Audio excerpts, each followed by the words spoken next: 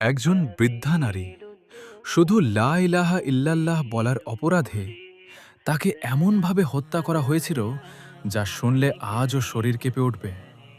ইসলামের প্রথম শহীদ হজরত সুমাইয়া রাদিয়াল্লাহু আনহা। ভোরের আলো ফুটছে, মক্কার আকাশ লাল হয়ে উঠছে সূর্যের আলোয়। কিন্তু আজ ইয়াসির রাদিয়াল্লাহু আনহু এখনও বিছানায়। সুমাইয়া রাদিয়াল্লাহু আনহা অবাক, কারণ তিনি কখনো এত দেরি করে ঘুমান না। তিনি কাছে গিয়ে বললেন, কি হয়েছে, শরীর খারাপ?